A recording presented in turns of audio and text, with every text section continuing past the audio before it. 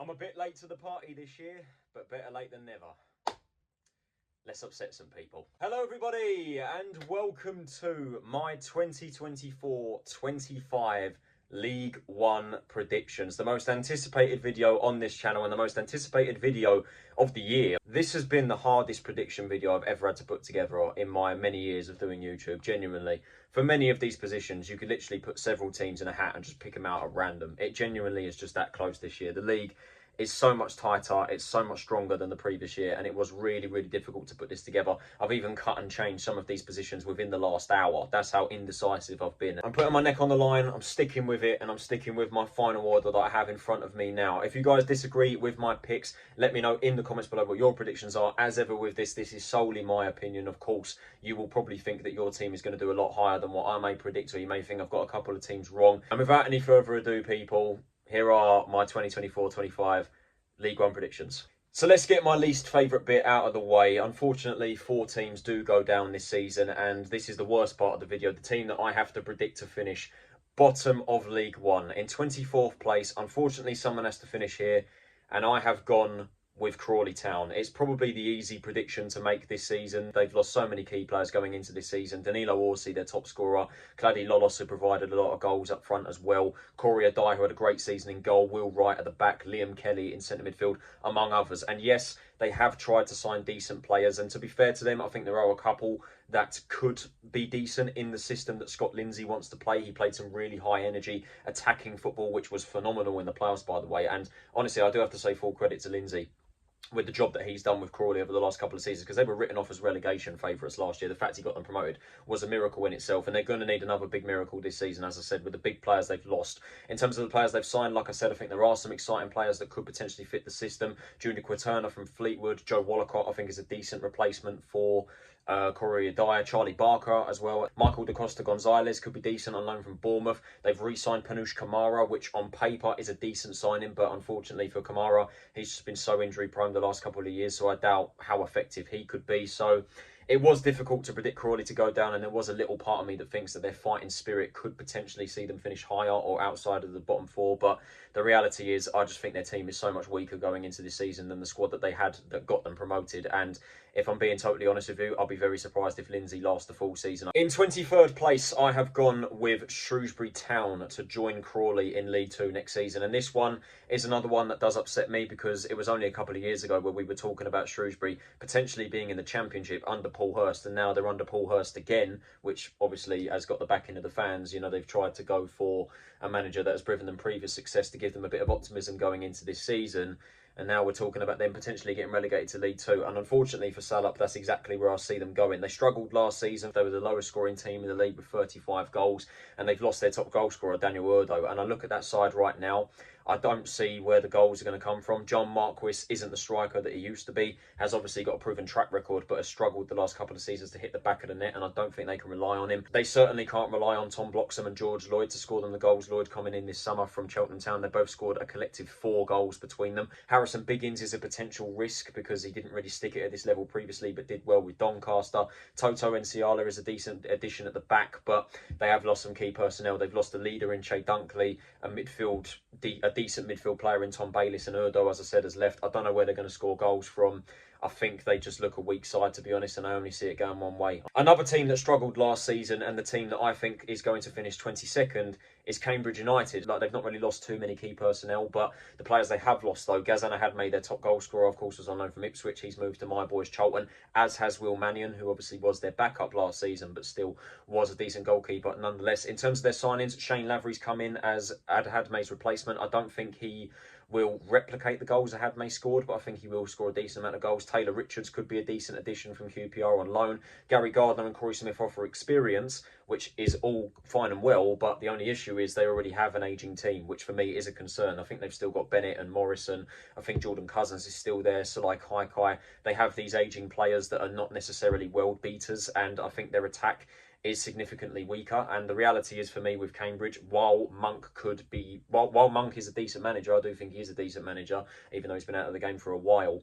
The reality is, I think that ageing team and the lack of sort of that recognised goal scorer, I think they've still got Fajiri Kenabiri, and he was fairly decent last year, but still, I think the teams around them have been able to strengthen, and I think that's what's going to let Cambridge down. And then rounding up the bottom four in 21st place, this was really difficult. It was really, really difficult to predict this team to go down, and I really, really did toss and turve over this with several different outcomes, but in the end, I've gone with, and I'm going to get pelters for this, Burton Albion. Now, that is definitely, I think, out there. If it wasn't for Cheltenham conceding in the last minute to Stevenage, they would have gone down. So they've got to consider themselves lucky.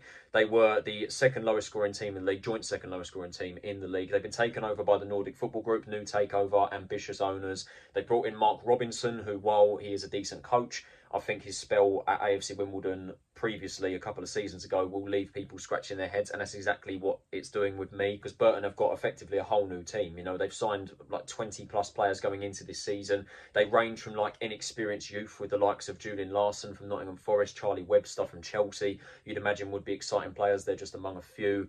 Some players that you would think could be able to make the step up from League Two, like Ben Whitfield from Barrow, Danilo Orsi from Crawley, who are both excellent, but you've got to ask yourself the question, can they make the step up from League Two? The same with Adurko Godwin-Malif at centre-back, who's come in from Swindon. Can he do the business that Deji Oshilaja and Sam Hughes and Toto Nsiala are leaving behind, because they've all left the defensive line? Not to mention Joe Powell has left as well. Tom Hamer's gone. They've lost some big players amongst that side, amongst the team that was very poor last year.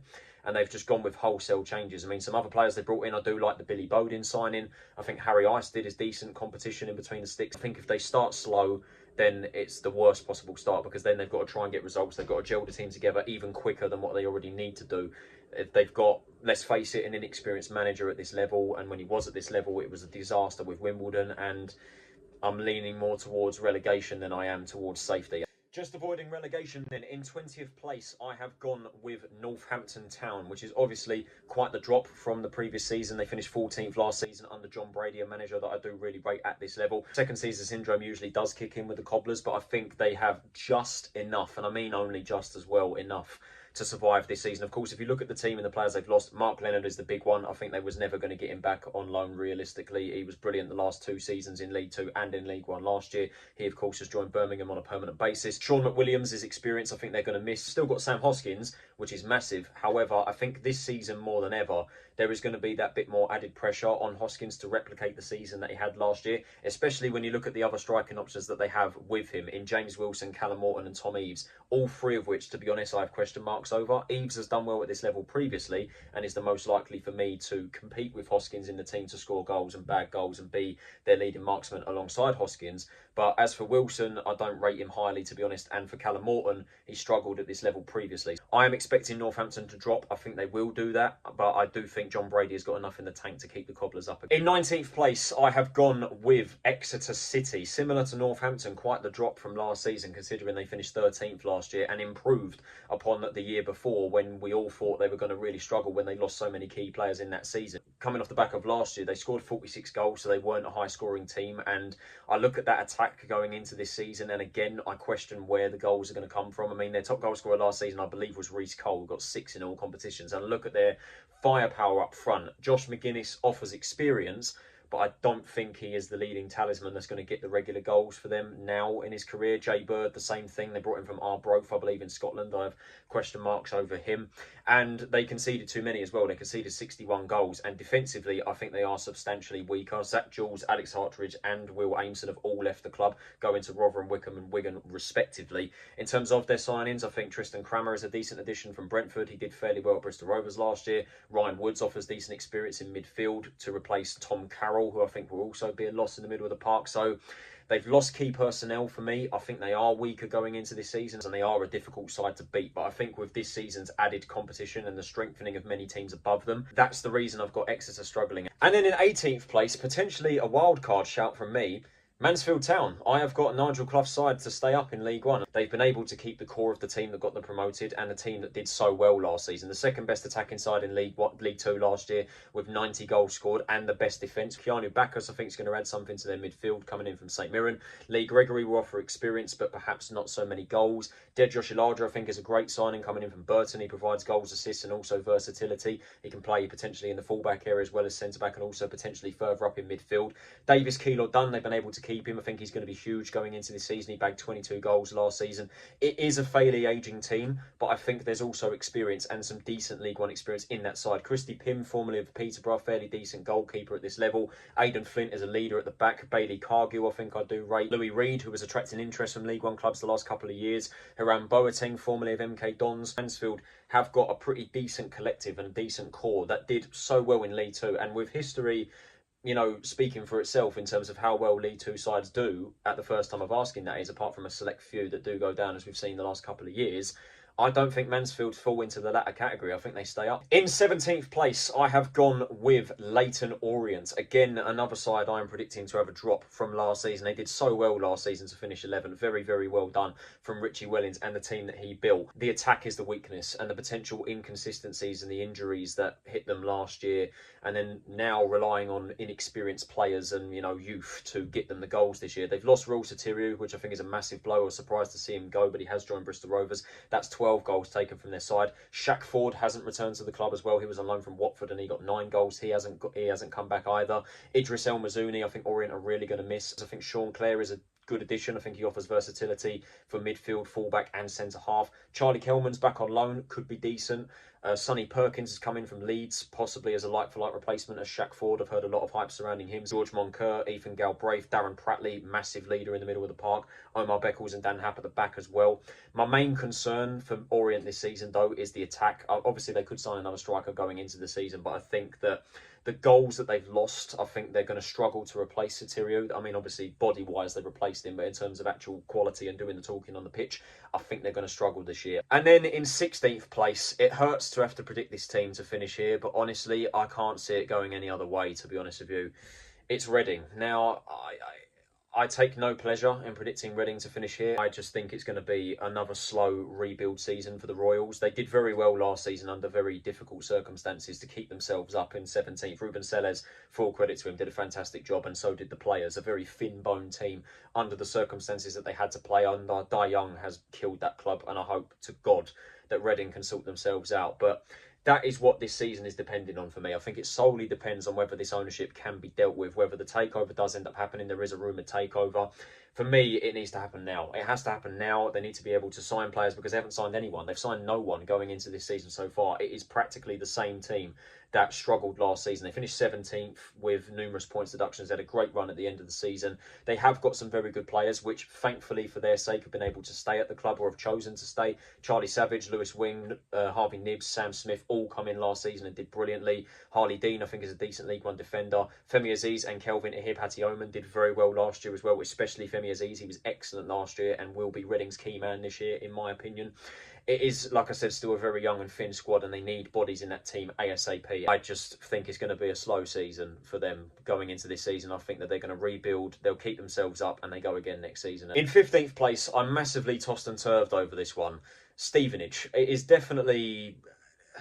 They're one of the more difficult teams to predict this season. And the thing is with me, I can't see that team, the same team, by the way, practically the same team besides Terence Van Kooten going to Burton, I can't see the same team doing as badly as what some people have predicted them to do. I've seen some people predict them to go down. Some are predicting them to really drop off. And I think, to be honest with you, that team, while I think it will drop from the 9th place finish they finished last year, I think that is still solid enough to finish mid-table. The only question mark is how different is this team going to play under Alex Revel than it did under Steve Evans. Lewis Freestone has come in to replace Van Kooten. I have question marks over that while he is young at 24. He did get relegated with Cheltenham last year. Dan Kemp is an excellent addition from League Two. Did so well last year with Swindon and MK Dons. 17 goals, 10 assists. He's definitely going to improve their attacking outlets. And they've also brought in Tyree Simpson and Louis Appere, who I think will add to Jamie Reid up top, who I believe is starting the season with an injury. So that is a concern.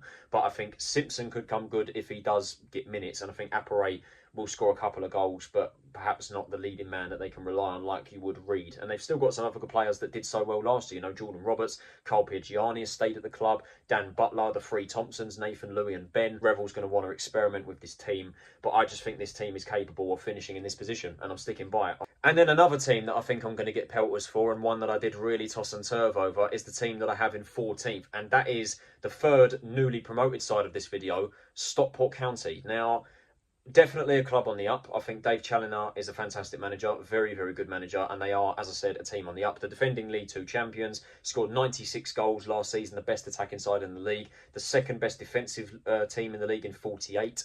And again, I think I've been very impressed with their business. I think that they have signed a lot of youth, a lot of energetic, technically gifted players. That is definitely exciting, don't get me wrong. I think Corey Adai is a good addition from Crawley, certainly on form.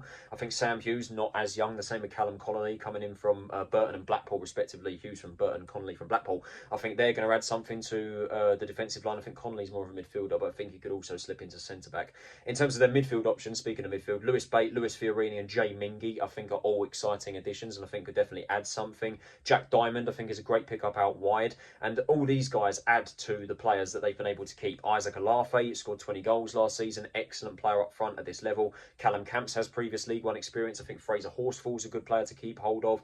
Cole Wootton and Jack Stretton, I think, are also capable of scoring goals. Louis Barry, they've been able to re-sign from Aston Villa, so it is a very youthful and exciting team. My concern, though, is the lack of experience. Obviously, they've let Paddy Madden go, who scored 19 goals last season. Taking 19 goals out of any side is going to be strugglesome, in my opinion. Anthony Sarcevic, I think, is also going to be a loss. He got 8 goals and 7 assists last season. They have lost a decent amount of leaders and experience within that side. But that being said, as I said, it is a club on the up. They've relied very much on youth, and I think that if it works, they could play some really attractive football this season, and that is what I am expecting them to do under Challinor. The bookies had them much higher than this. Personally, I don't think they're quite there just yet. The same can also be said for the team that I have predicted to finish in 13th. Closing off the bottom half of the table, I have the fourth and final newly promoted side, Phil Parkinson's Wrexham. Of course, a lot has been expected of Wrexham this season, and it's not hard to see why. You know, the club is certainly on the rise under the ownership of Ryan Reynolds and Rob McElhenney. Phil Parkinson's done an excellent job. Back-to-back promotions from the National League to League Two to now to League One. To do 3 in a row would be some feat, and the bookies seem to think that they've got a good chance of doing that. They've got them in 4th in the bookies in my latest video, and if I'm going to be straight up honest with you, I see them being nowhere near that, to be honest with you, but I think they've got more than enough quality to keep themselves up. I said it in the previous video, I think what Wrexham relied on, I mean, they've got a very high wage budget, which is the reason why they have so many big names in that side. You know, the likes of James McLean, who today, at the time of recording this video on the Wednesday, he has just signed a new 2-year deal, which I think is quite big. I think he's a very good player at this level still. Paul Mullin, Jack Marriott, Elliot Lee, George Evans, Owen O'Connell, Will Boyle, and then to mention some of their signings, getting Arthur Okonkwo back from Arsenal was big. George Dobson massively improves the midfield for what they want. I think it is an ageing side, and I do question potentially whether their attack especially is going to be able to score goals. You know, Stephen Fletcher's 37 now, he ain't getting any younger. Ollie Palmer, I question whether he's going to get the goals. I think Mullin and Marriott will be their main source for goals, as will Elliot Lee.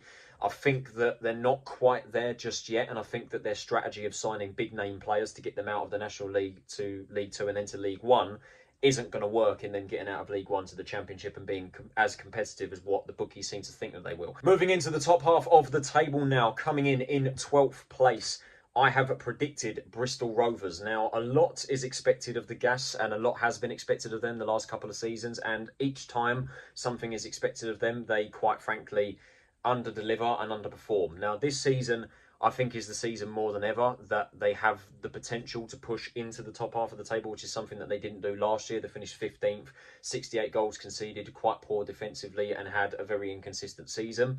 And this season, I am predicting them to meet that expectation and get into the top half, but I don't think they're quite there just yet in terms of making that further push. Taylor Moore strengthens the defensive line. Clinton Moller and Joel Senior are sensible additions to the back line and fullback areas. Josh Griffiths is a great signing in between the sticks, has had previous experience at this level. Isaac Hutchinson is a very exciting signing, has had 2 brilliant seasons with Walsall. He obviously comes in as Anthony Evans' replacement, who I think is their only big loss going into this season. 6 goals and 6 assists, a great attacking outlet for their side. He, of course, has joined Huddersfield, but I think Hutchinson theoretically should be able to make the step up and be that natural replacement. In terms of their other signings, I like the signing of Jamie Lindsay in midfield as well. Promise Omoshire, I think he's one for the future. I don't think he'll bag goals straight away, but I think he's one for the future. I think there's big potential in Real Sotirio, as I said earlier. Great pickup from Orient, and I think he will be able to provide goals alongside Chris Martin, who got 16 goals last year. Under the guidance of Matt Taylor, I think that they should this season have the potential to push into the top half. In 11th place, I have gone with Wycombe Wanderers. Now, I did say in my bookies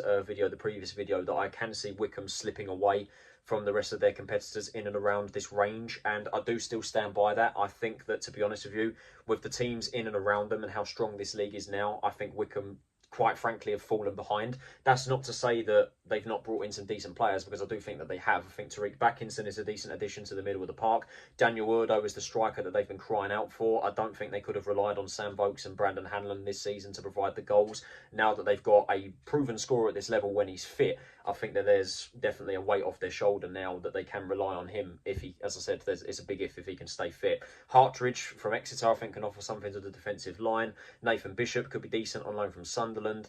In terms of their departures, the big one is Chris Joseph. I think they're going to massively miss him in the defensive line. Such an imposing defender in that back line. So tall, so dominant, and yeah, they're going to really miss him. And Hartridge, you could argue, is a downgrade. Ryan Tafazoli's decent at the back. Luke Leahy, very solid going forward. One of the best attacking wing-backs in the league. Kieran Sadlier and Berele Labala could offer something out wide, as can Gareth McCleary, although he's not getting any younger now. It is an ageing team, which is again partly the reason why I think that they are going to fall behind. And personally, I'm not a huge fan of Matt Bloomfield. In 10th place, I have gone with Sean Maloney's Wigan Athletic. Now, this is obviously unusual for Wigan, considering that usually in the second season, after having a poor year, as history has shown, they tend to shoot up the table and win the league. And this season, I just can't see that happening. I think, all things considering, the fact that they finished 12th last season with an 8-point deduction is very impressive, and it's full credit to Maloney and the squad that they had at their disposal. My theory with Wigan finishing 10th and not being ready is their lack of a striker up front, and obviously the transfer window isn't shut yet. I think that they will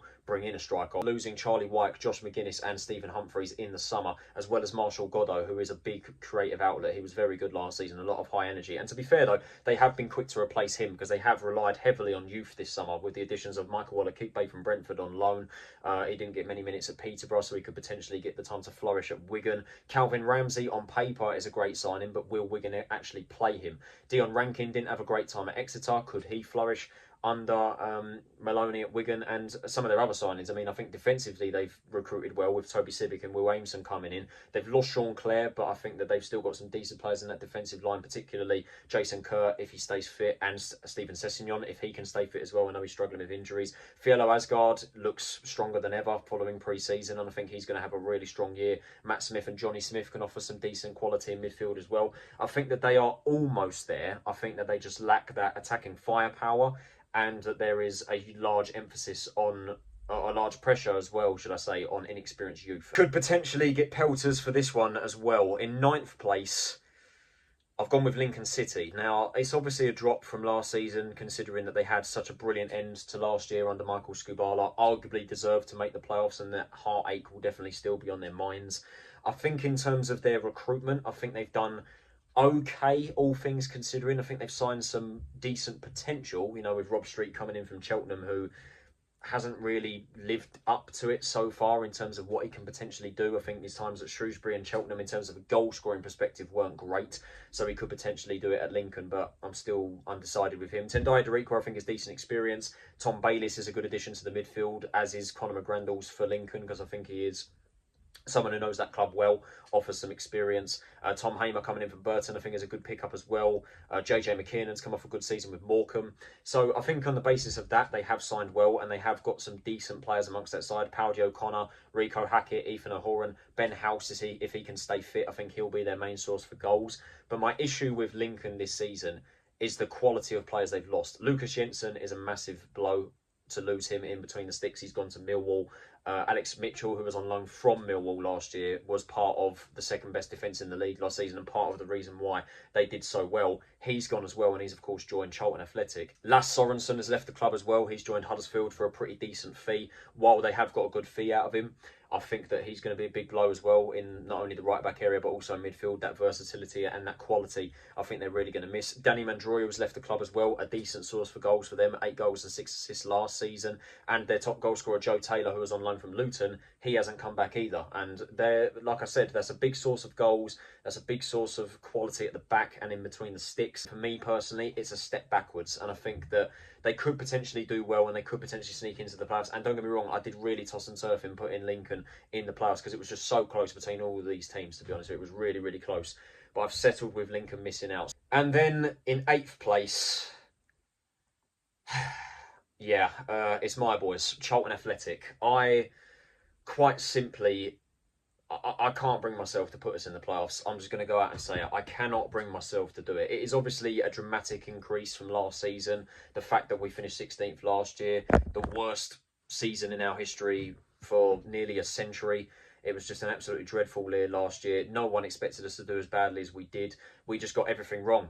The summer recruitment we've done so far, I think on paper, is decent. Will Mannion, I think, is a good addition in between the sticks. Luke Berry's one of the best signings in the league in the middle of the park and desperately strengthens our midfield, as does Greg Doherty. I think Josh Edwards provides decent competition for Thierry Small, who will be one of our best players this season. Small. I think Alex Mitchell is a big statement of intent in the defensive line and dramatically improves our defence, as well as Lloyd Jones being there. I'm expecting Gillespie and Edmonds Green potentially to come good this year in the defensive line. Kane Ramsey looks unreal based off pre-season. I'm excited to see how he could do in competition with Tenai Watson. Other additions, Matt Godden up front, I think offers experience and he just won't stop running. Gazana Hadme, I have slight question marks over in terms of the fee that we paid. We've lost Alfie May, we've lost Jules Dobson. They're 2 massive holes to fill, and I'll still stand by the fact that our attack is weaker, and I think we are going to miss Dobson. And there is that bit of pressure on the likes of Coventry, Terry Taylor to come good this season. Nathan Jones is one of the best managers in this league. He's that vocal voice that we need on the touchline. He's an absolute maniac, but he is exactly that voice that we need. And that team, I think that we look stronger in areas. I think attackingly, I think we have signed well, but I think the loss of May brings it down a notch.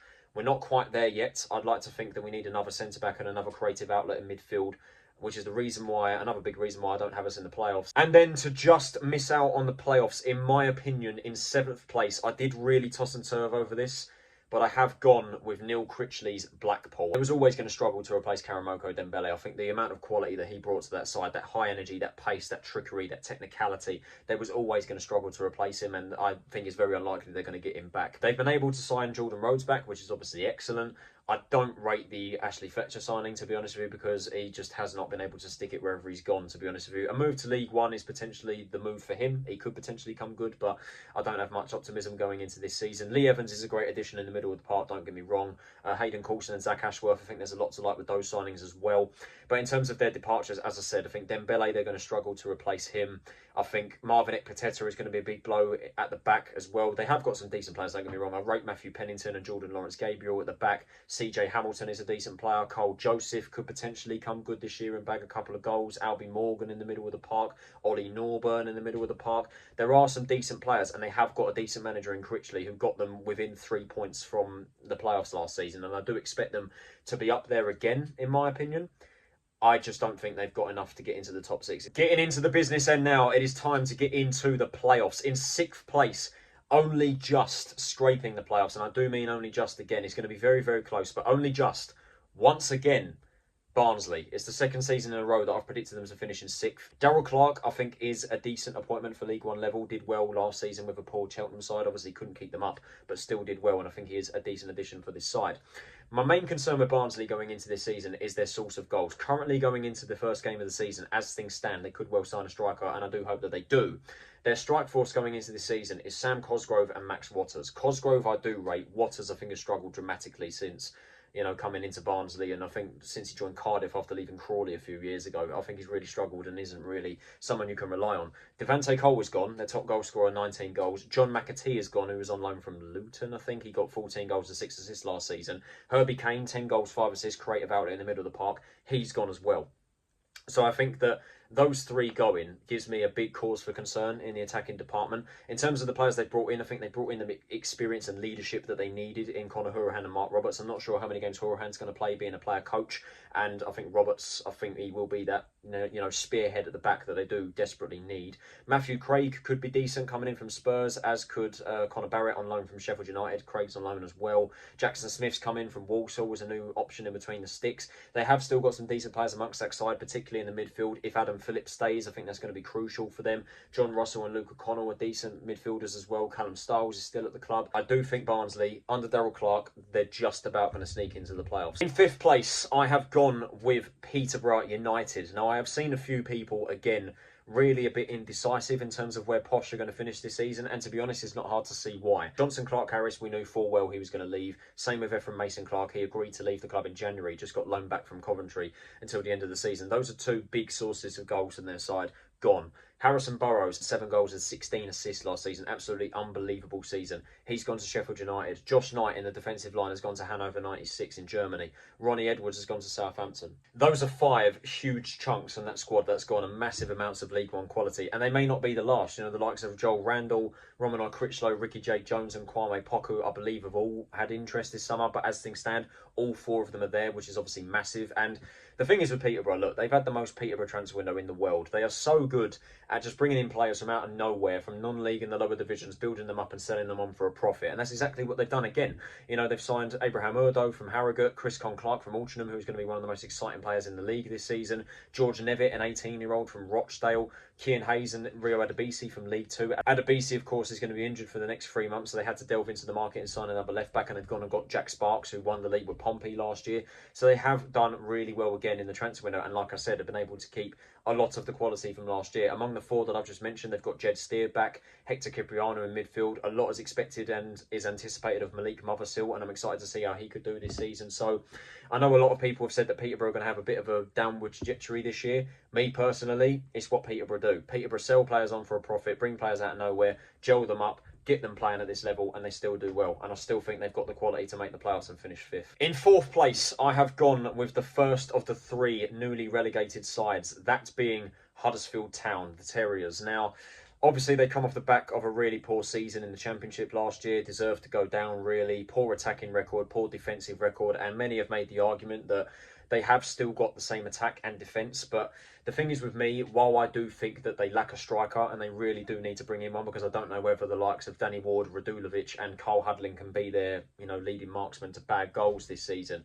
I think the rest of the team, quite frankly, is up to League One standard, and they've got a decent League One manager in Michael Duff, who I think is capable of bringing the results. Anthony Evans, great addition to the midfield, good source of goals and assists. Lasse Sorensen is one of the best at what he does in the league, quite frankly, offers a lot of versatility and also some goal contributions. Herbie Kane, same thing, good addition from Barnsley in my opinion. Mikael Miller has a few promotions on his CV and is a decent attacking wing back that could definitely offer something.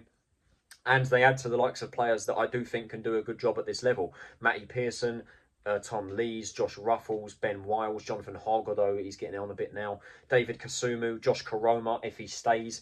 I think there is some decent quality in that team, and I think that while I think they are a couple of signings away from potentially from pushing top 2, I think they definitely will be up there this season. And then in 3rd place, just missing out on automatic promotion, I have gone with another newly relegated side. It is Rotherham United, under the guidance of Steve Evans. They have obviously gone through a massive rebuild project going into this season, and it's hardly surprising, really. 5 wins last season, 27 points, considerably the worst Championship side in the league and perhaps one of the worst in Championship history. A massive squad overhaul has happened. A huge amount of deadwood has left the club in the summer, and that is exactly what they needed to do. And in terms of the signings they've made, wow, they have really pulled off some great signings, particularly some outstanding free agents. Johnson Clark-Harris, obviously returning to the club. He scores goals at this level, need I say more. Joe Rafferty and Sean Raggett have just won the league with Pompey. Joe Powell and Sean McWilliams, I think, are great additions to the midfield, particularly Powell. I'm excited to see how he gets on. Zach Jules offers more cover in the defensive line. Cameron Dawson will provide decent competition for Dylan Phillips. They've got 2 very good League One keepers there. Reece James has got a promotion at this level from Sheffield Wednesday and a decent spell at Blackpool as well. I think they've signed some really, really decent players, and they add to some other decent players amongst that side. Andre Green could potentially come good this season. Sam Nombe smashed it with Exeter when he was here last time. I think they have got a decent League One squad. And I do perhaps question whether Evans can get them over the finish line, but he is a manager that knows this league very well. And you know that this Rotherham side, not only does it have quality, it's also going to be difficult to beat, and they've got the quality to do it. I could potentially see them finishing in the top two.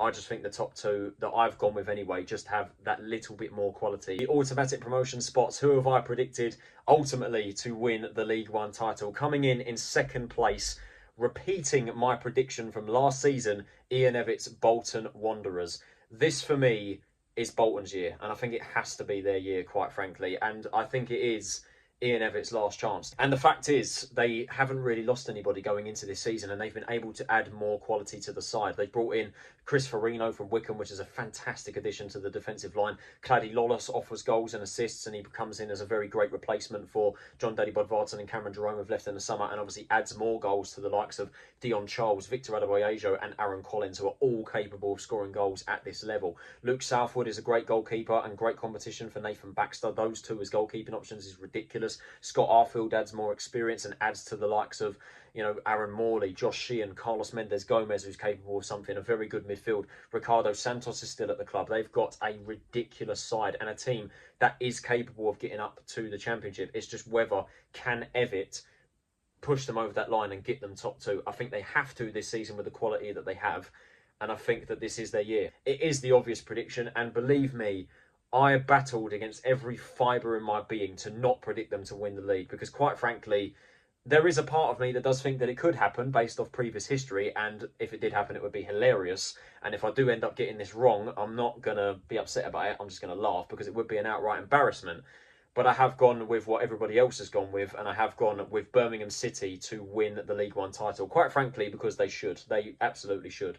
The amount of money that they've thrown at this league is ridiculous. They've got two very able goalkeepers in Ryan Allsop and Bailey Peacock-Farrell, who they've brought in. Alfie May, the League One Golden Boot winner from last year from Charlton, he's the striker that they need. Mark Leonard on a permanent is a fantastic addition to the middle of the park. Then they've delved into the foreign market with Emil Hansen coming in from the Eredivisie, Willem for Williamson also from the Eredivisie. You know, Christoph Klara from Darmstadt in the Bundesliga, Alex Cochran coming in from Hearts as a defensive improvement, and then just to name the players they already had, Jesus Christ, Dion Sanderson, Christian Bielik, Ethan Laird, Lee Buchanan, Lucas Djukovic, Sariki Dembele, Keshi Anderson, Tyler Roberts, Koji Miyoshi. They still have Juninho Bacuna and Jordan James, so they could be set to leave. This team is ridiculous, and it has potential to be one of the best, if not the best League One side this division has ever seen. But there are some question marks. Don't get me wrong. I think that Chris Davies, while he is a good coach, inexperienced as a manager, and I think that could potentially let them down. And also, historically in League One, we've seen big clubs that have come down to this league that think they're going to walk the league, and they don't. Prime example, Sunderland took them 4 years to get out of this league. Same with Ipswich, it took them 4 years, and look at them now. Sheffield Wednesday, it took them a couple of years to get out of this league. Derby, it didn't take them the first time of asking. And like I said, if I do end up getting this prediction wrong, I'm not going to be angry about it. I'm just going to laugh, because it would be an outright embarrassment and one of the biggest failures in EFL history that Birmingham don't walk this league. So there you have it, guys. You can see it on your screen right there. There are my 2024-25 League One predictions. The hardest league to predict. I think I've tried to justify my reasoning as much as I can. If you still think I'm wrong, let me know in the comments below your predictions. Thank you for watching this video, guys. It is greatly appreciated. If you did enjoy it, could you possibly leave a like, subscribe if you are new to the channel, turn on those post notifications so you're notified of every time I upload a new video. This has been Tyler Rowlinson. Have a nice day, and I'll see you all in the next video. Bring on the League One season, hopefully for us boys anyway, for Charlton Athletic. It is a good one. Take it easy, stay safe, and I'll see you all then.